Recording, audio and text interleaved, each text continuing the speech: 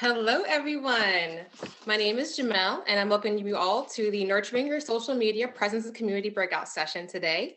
I'll be your moderator. And for this session, we are going to explore using social media in a way that feels productive and right for you, as well as how to create a supportive and inclusive environment for others. I'll tell you guys a little bit about myself before I introduce our speaker. I am a breast cancer survivor. I was diagnosed in May of 2020, and I am currently now 1 year out from treatment. I was diagnosed at the age of 33.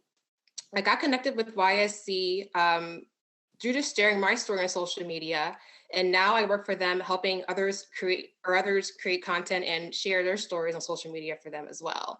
So it's definitely come full circle.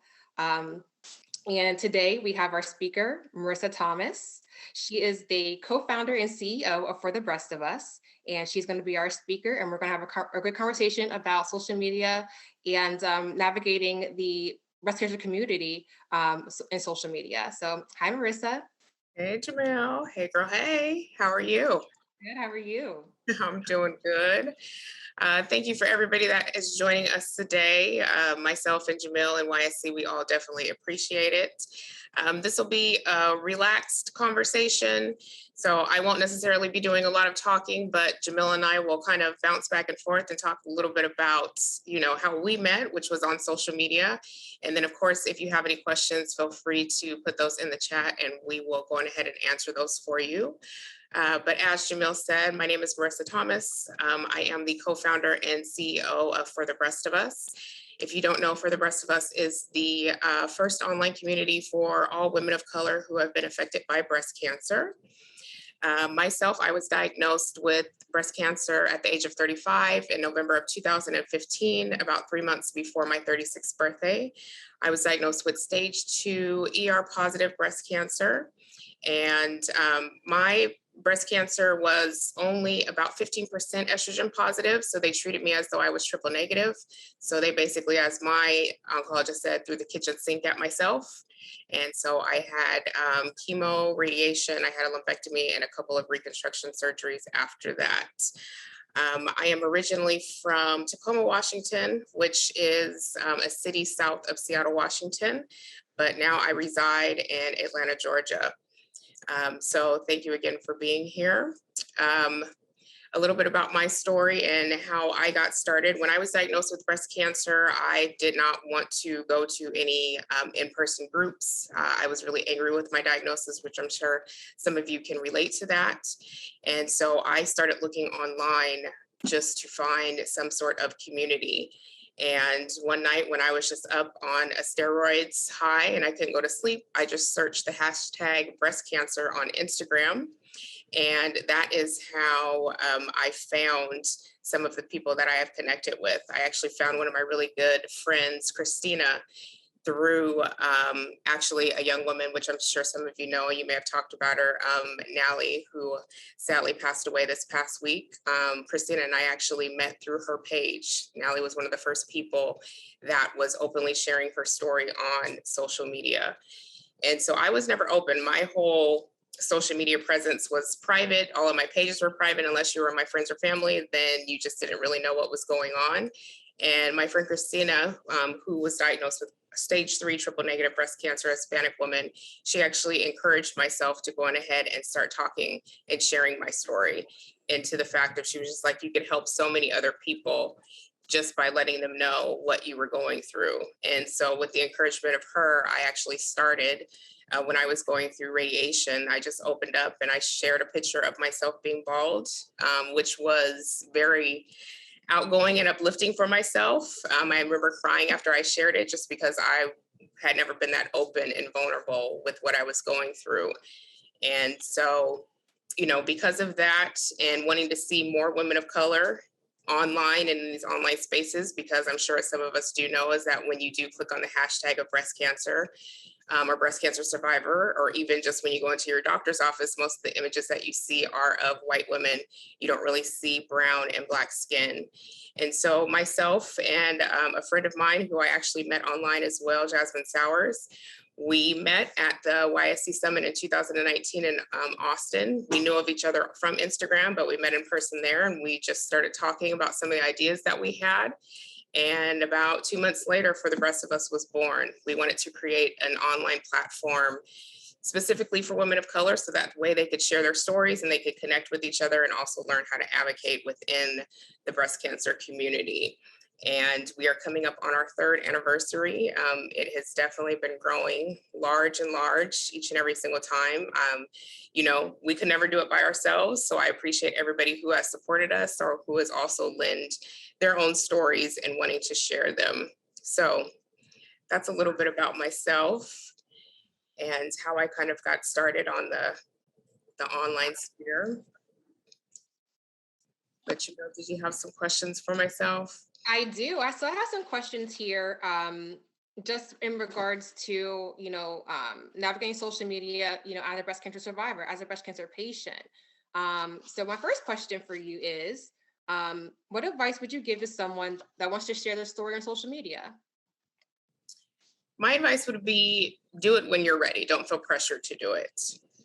I think, you get into these spaces or you see people who are advocating, whether it be like somebody like myself or, anybody else, and you feel like you just have to have this whole big presence or you have to share everything all at once. And I would say you definitely don't have to do that.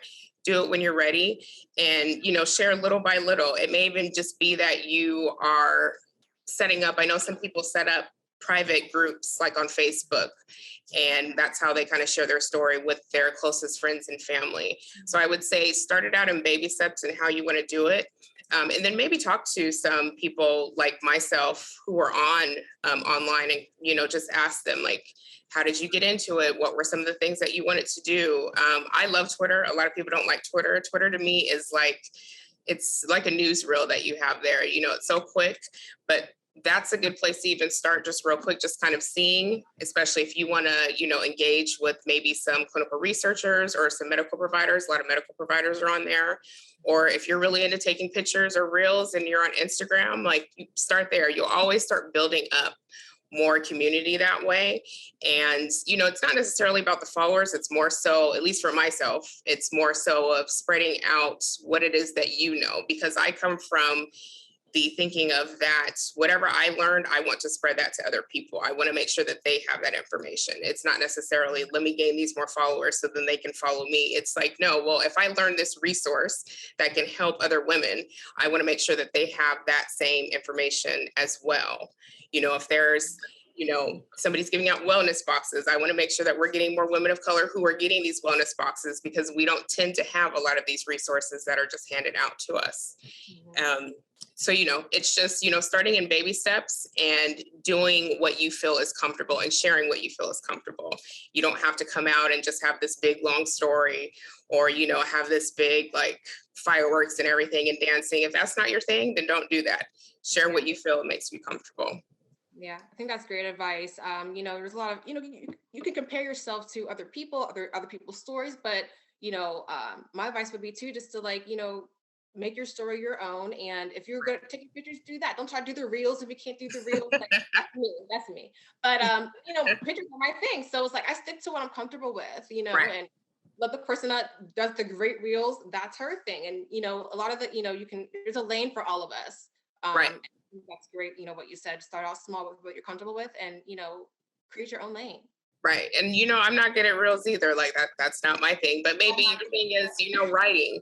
And so maybe you've started a blog and you want to share that. So if you're on Facebook or Twitter and you're just, sharing links to that and you want people to read, when you're writing blogs or you're just writing down your experience, it's more so for yourself and it's healing yourself in the process. And it's more like a diary. So if you feel like you want to share that with people, then feel free to do that as well. You don't have to, have a reel or something that's cute to go with that.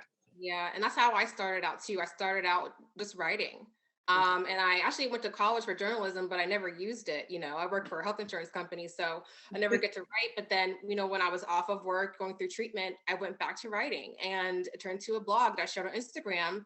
And then, like I said, I got, I met up with YSC. I met with, met you and a lot of survivors and just, realized there's such a huge, amazing community on social media that you never knew about until, you have to go through something like this. So. Right. And there's so many people, even for myself and you, Jamil, that, we met through social media, and you just honestly have this bond. And, it may be that, breast cancer is the one thing that connected us, but just to think like we never would have became friends or even got to know each other if it wasn't because of this, but our relationship has grown outside of that as well.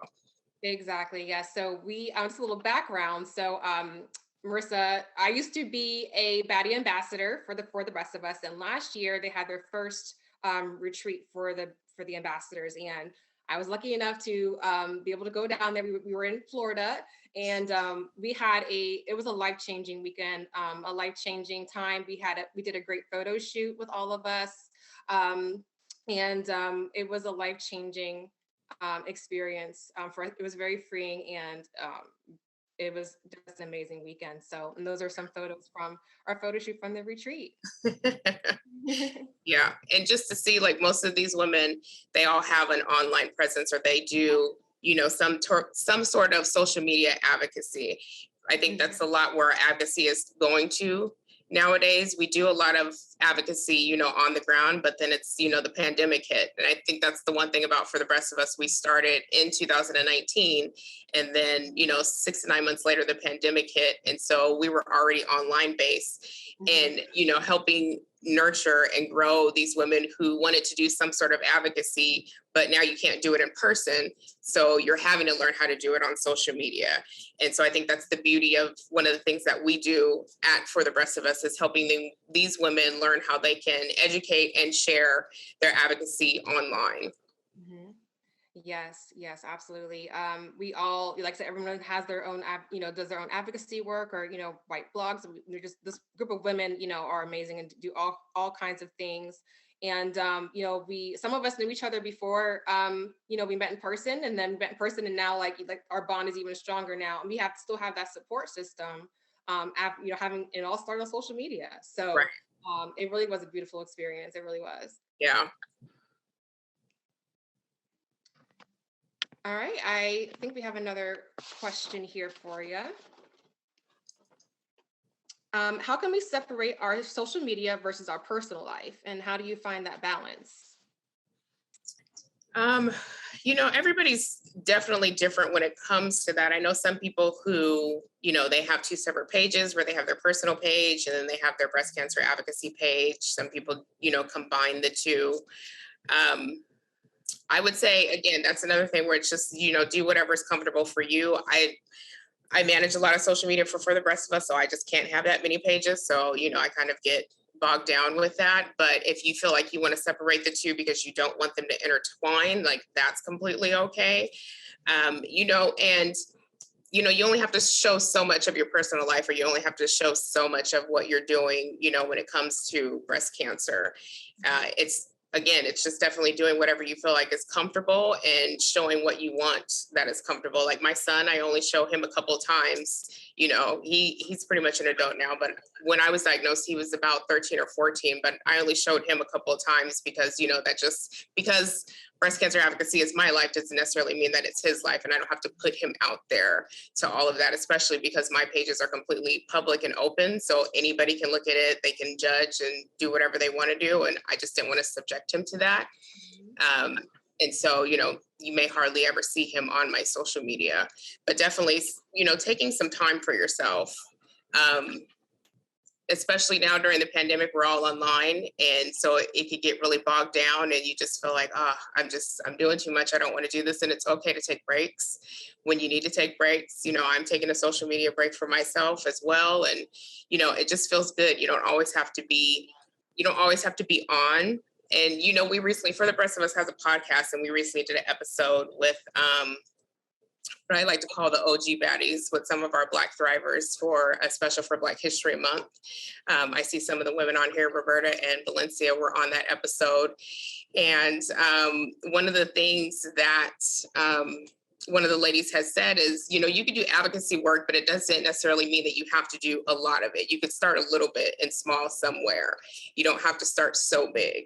So when it comes to social media, again, if you just want to start out small and you just want to say, like, I was diagnosed with breast cancer, here are some facts, or here are some facts about, Black and Hispanic women who were diagnosed with breast cancer. It's okay to just throw that out because you're educating the people that are following you and that may not know about these certain facts. When I was diagnosed with breast cancer, I didn't know that there were so many different types of breast cancer. I thought there was just breast cancer. And then just learning and looking on social media, I learned so much more, even more than what my doctors, had told me.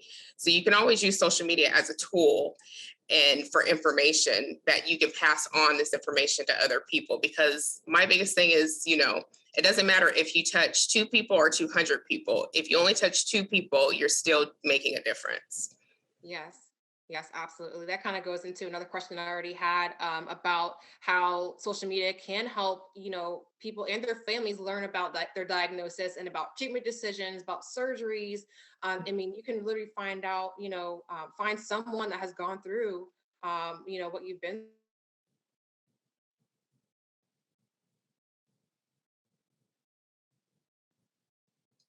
Oh, I think your sound went out, Jamil.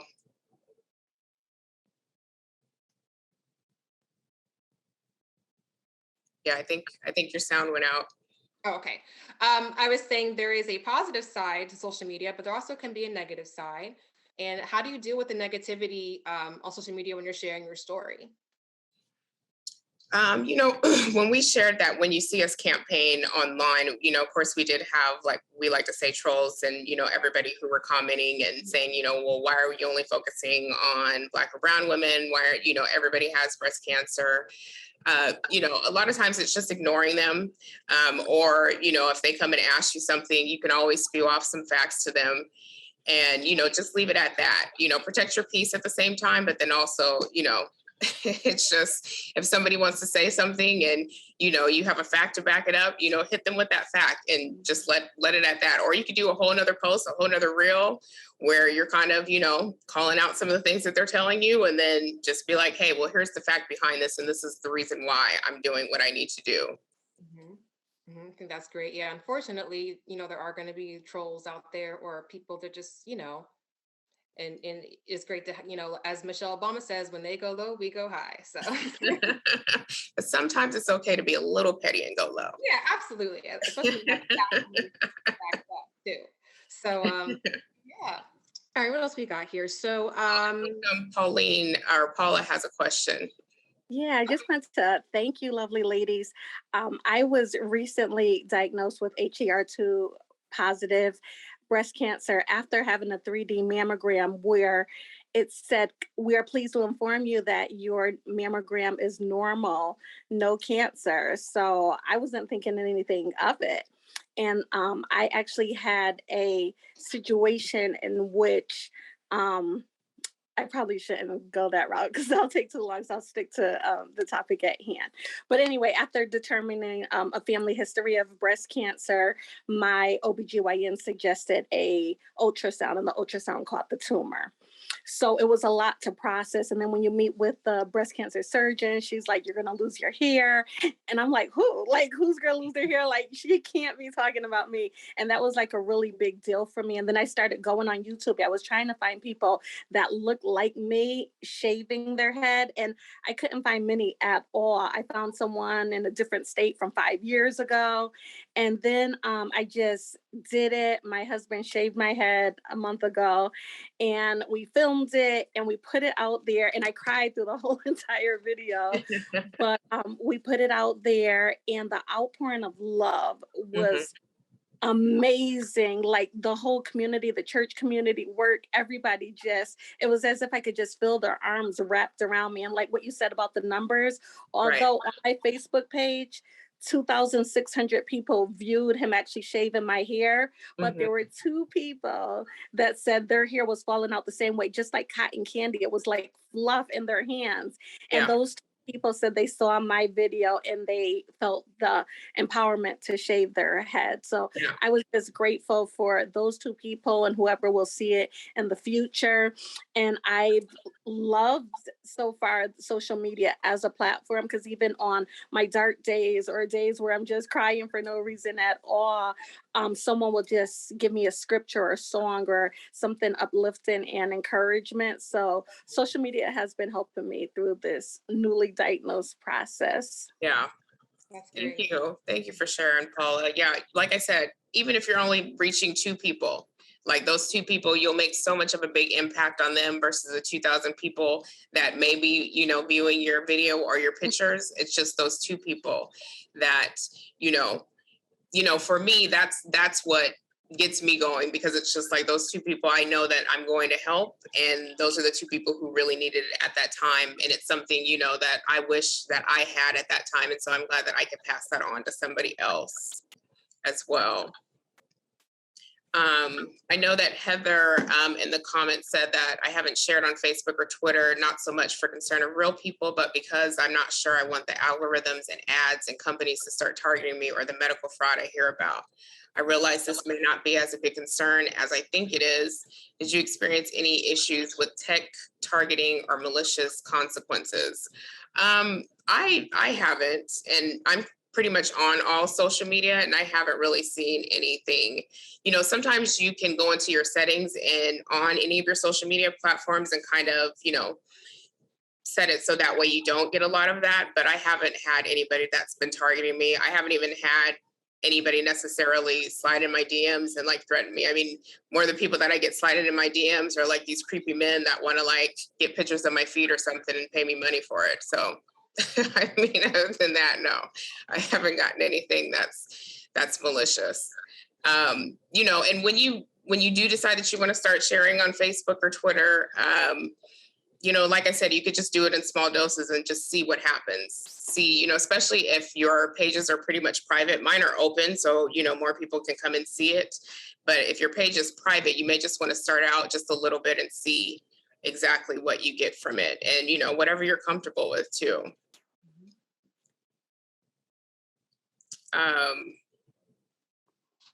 I see Emily said it is interesting as I've shared. I have more and more people say that I'm an inspiration, so that keeps me posting things along the way. But still, this is just for friends and family. I don't have anything public, but I have been able to provide support to others as they are diagnosed. And so, yeah, even if you're posting and it's private and it's just for your friends or family, whatever you're able to provide support to everybody that's around you, that's awesome. Just whatever you feel like that you want to do. Are there any other questions, or did anybody want to speak? Or Jamil, I don't know if you had any other questions as well. Let me see here.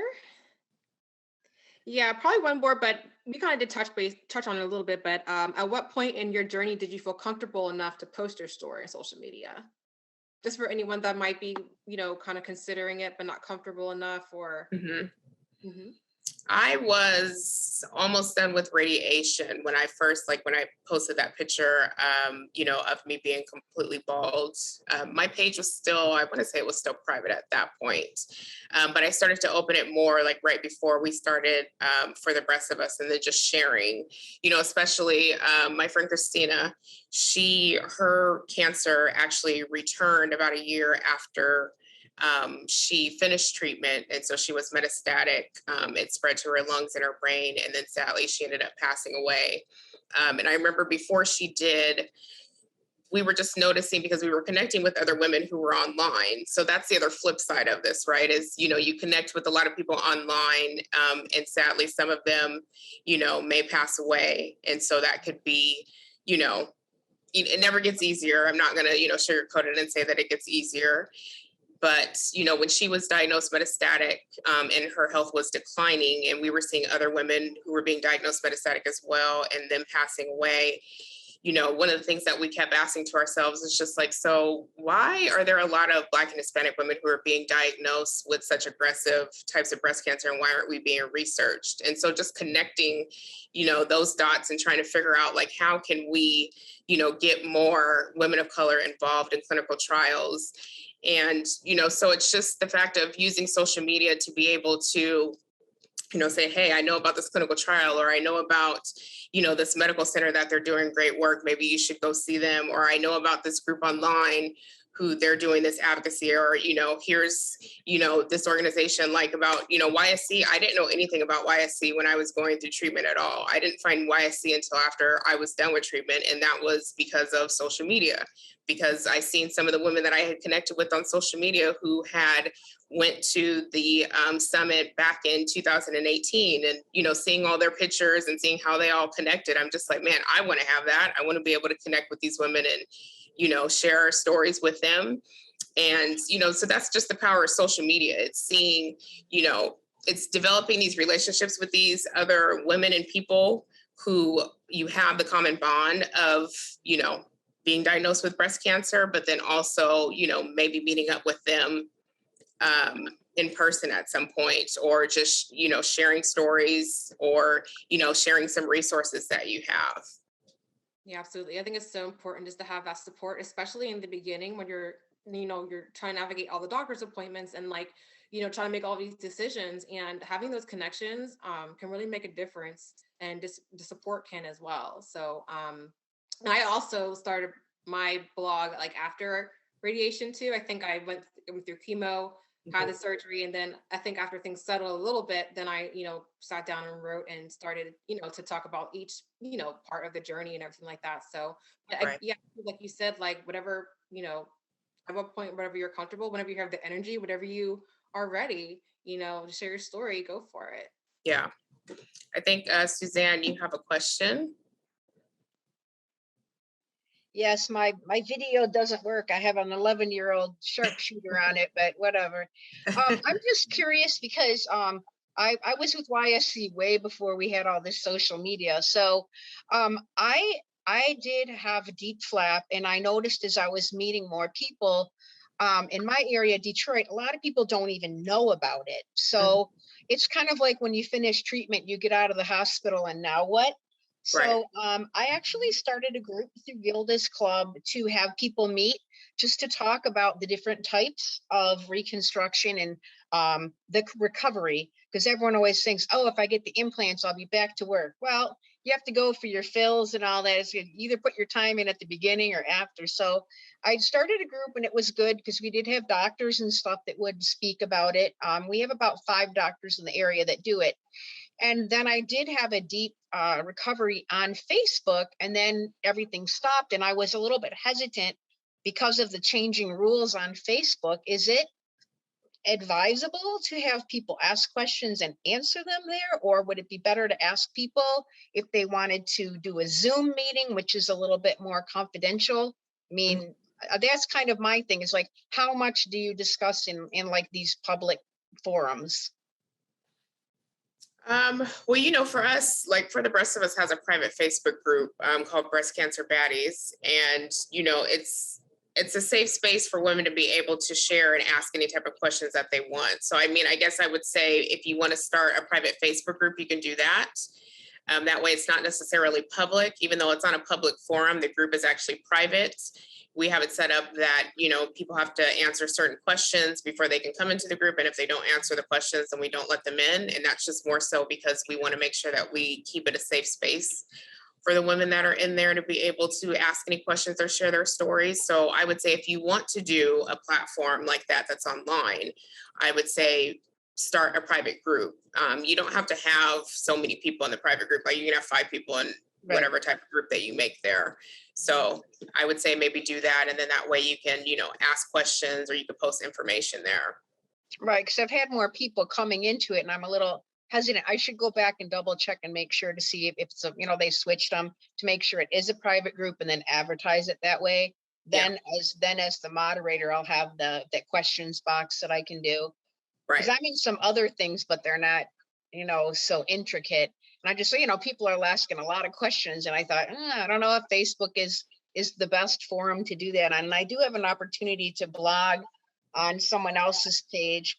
And I mean, I guess I could just put my stuff. I'm a 23-year survivor. I was one of the people that helped start YSC in 1999.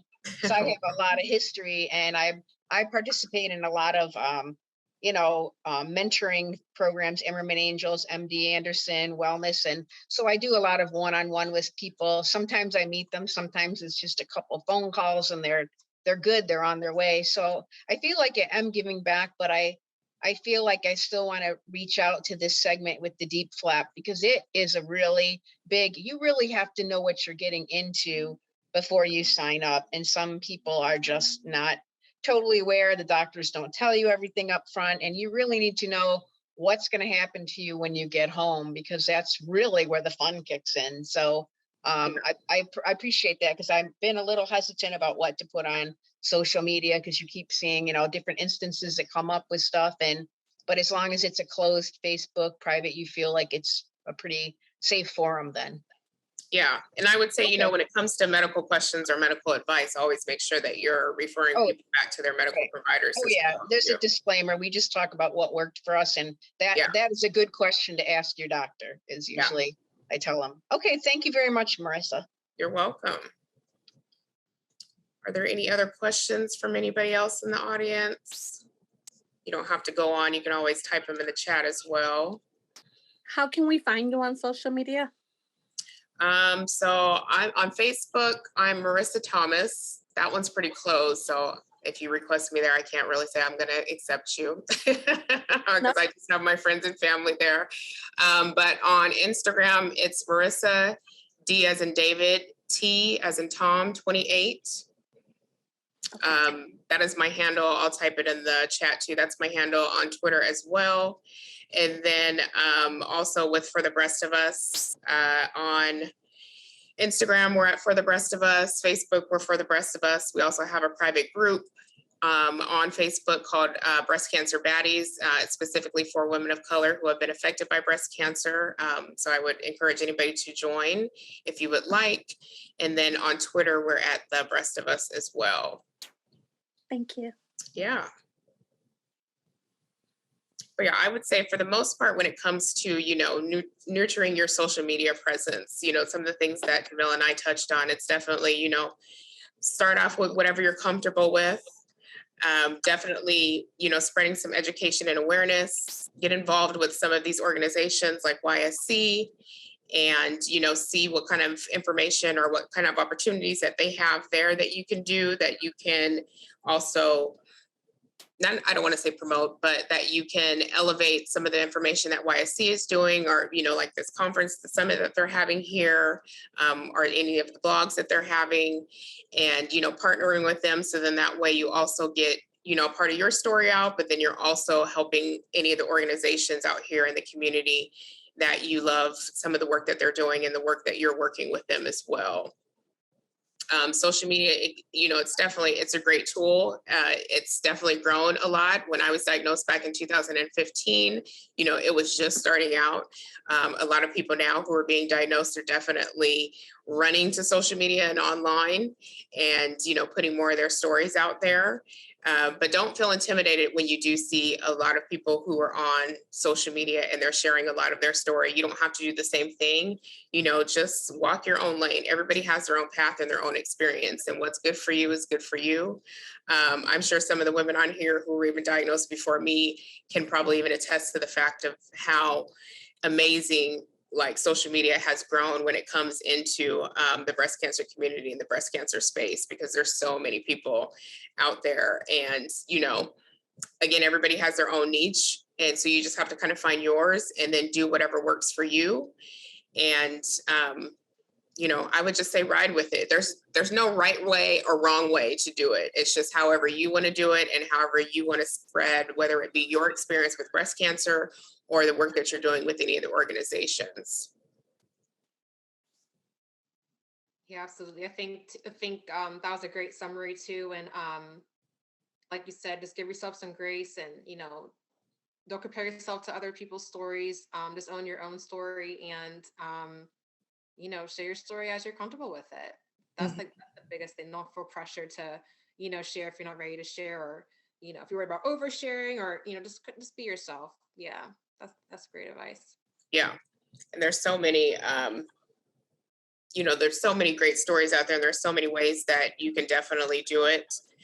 even if it's just sharing in your Instagram stories, maybe even sharing some of the other content that you see from any of the organizations, that we're talking about here, like YSC, some of the work that they're doing, the work that we're doing over at For the Rest of Us, just sharing that in your stories and, kind of getting involved. And the same thing with YSC, like what we're doing over at For the Rest of Us, like we always like to invite people to, we'll help teach you how to, create a reel or, have a guest reel or a guest post or write for us and sharing your story that way. Even though your story is living on these platforms, it's always going to get shared on social media.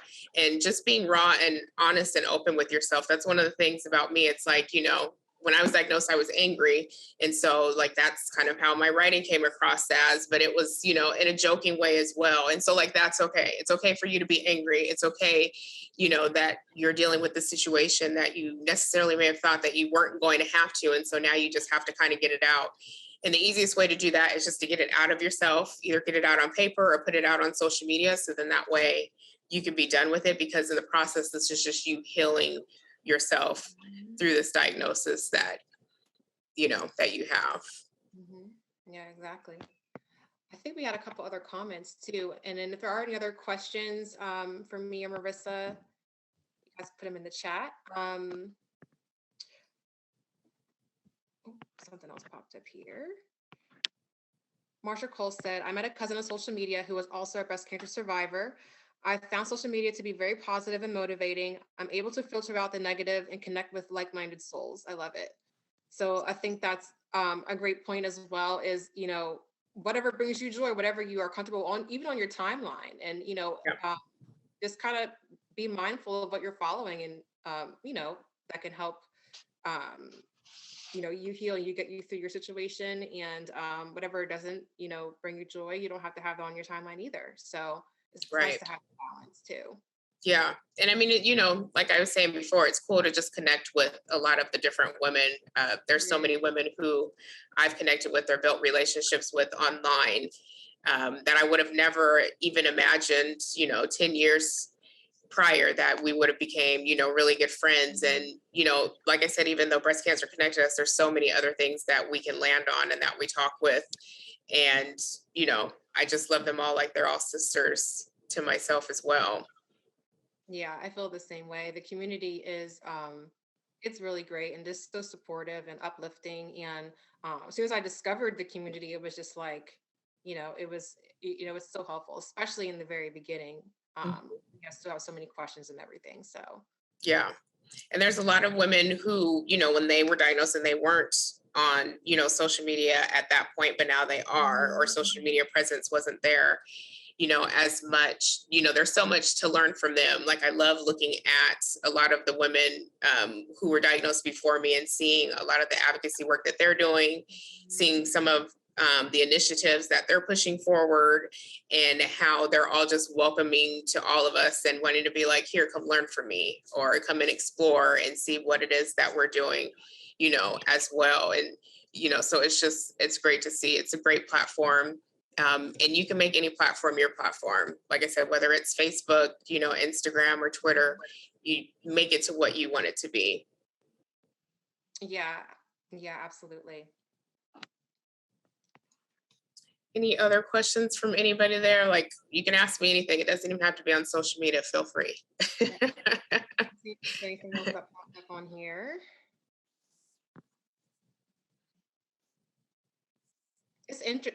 So Emily says, it is interesting. As I've shared, I have more and more people say that I'm inspiration. So that keeps me posting things along the way. But this is still just for friends and family. I don't have anything public, but I have been able to provide support to others as they are diagnosed. So that's a great example of, doing what's comfortable with you. You're still sharing, but you're not making it public, but you're still, among friends and family that, might have people with breast cancer, or might have experienced it in their lives at some point. You can be that point of support for them. So that's great. Right. And even just, I had wrote a blog when we had first launched For the Rest of Us called, grieving the friends we love and the bodies that, we've lost. And it's just, it's something that, people can go back and they can read at any point in time, because it also talks about, how we are connecting with these, individuals who are on, social media and building these relationships. And sometimes, we may lose those friends, or we may lose people who were in our lives, who can't necessarily connect to our, even if it's just our social media presence, they just don't get it, because you feel like you lose some people because they're tired of hearing you talk about breast cancer. And one of the best things that my best friend had said to me when I had said that to her, I was like, oh, I feel like my friends and family are tired of me posting about breast cancer. And she was like, well, then they're really not your friends or family then, if they don't want to be, supportive and listening to what it is that you have to say there. And I'm just like, you know what, that's right. Like, I should be able to feel like I'm posting about anything. So that's a good tip for everybody that's listening as well, too. It's like, if you feel like you're just posting too much and you don't want to do that, it's like, keep posting, keep doing whatever you want to do at your page. People are going to look at it, or they don't, they can scroll right past, or, they can unfriend you. At the end of the day, it's their loss. Marissa? Mm-hmm. This is Valencia. I want to say one quick thing. What's also good to see is the people who are thriving and who have lived a very long life after diagnosis. So, of course, I'm going to bring up Terlisa, 20-year metastatic patient. Yes. Just one of many.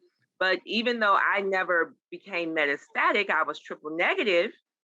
And just for me to live 16 years after being diagnosed with triple negative disease, so those people and seeing their journey, just not even breast cancer stuff, just regular, normal living.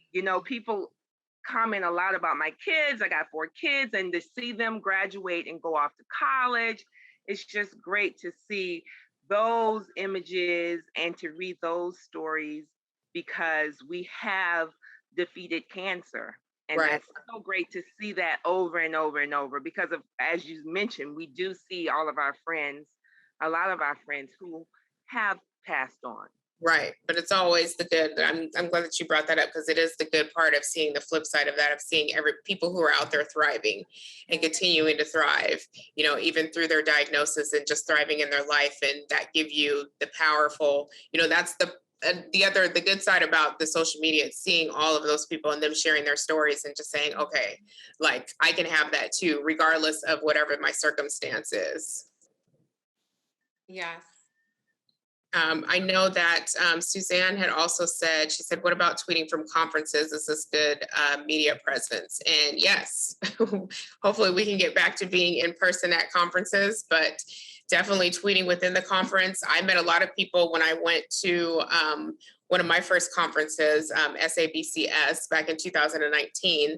A lot of us were tweeting there, and I got to meet with a lot of the women there who I had seen tweeting, all through before we had even went to the conference. So I would definitely say tweet, get that out there, find out whatever their hashtags are. They'll usually have those posted, or if you're following that organization that's putting on that conference, they'll usually post whatever the hashtags are, and make sure to include those into your tweets, because then anybody else that is at these conferences, they'll see those. You can connect with them as well. It's a good networking opportunity, and just to see what some of the conversation is going on at that conference too. I believe we did that when we were at YSC for the YSC Summit in 2019. I think there was a little bit of small presence of us there, but definitely just tweeting that, or, whether it be in your stories and including those hashtags in there as well. But tweeting for sure, including the hashtags, definitely does, pick up some genre for you. Are there any other questions from anybody? We have a few more minutes left. Yeah. And it looks like Jamie said that, the hashtag right now for everybody is hashtag YSC Summit 22. So definitely make sure to include that on all of your social media. I know that I recently heard, Instagram is always changing their algorithm. So hashtags really don't mean a big thing to them. That's not going to get you people like seeing your things or being spread. So I would say if you're putting a lot of hashtags while you're on Instagram, don't do that. I'd say maybe at the most between 7 and 10, because they're not being picked up. Hashtags on Twitter, though, for sure. Facebook's starting to use a lot more hashtags, so I'd say maybe include about 3 or 5 there. But definitely tagging people, tagging other organizations, tagging other survivors or thrivers so that way they can see it. And even like sometimes I just go to the point of just asking, shooting whatever the post is in somebody's DM and just ask them if they could share this. And people do the same thing for us for the rest of us, which we love to do. So if you have any content or anything that you would like us to share and you want to get the word out, slide into our DMs and ask us if we could share it, and we'll happily share it in our stories. But that's another way. I mean, the biggest thing that people are going to say is no. And if they say no, it's okay. Like, it's not the end of the world at the end of the day. All right, looks like our time is up, Marissa. Yes, thank you everybody for listening. I appreciate it. And thank you so much. Everybody have a great day and enjoy the rest of the summit. Yes, thank everybody for coming and enjoy the rest of the summit, like she said. Everyone have the rest of a good day. Bye. Bye.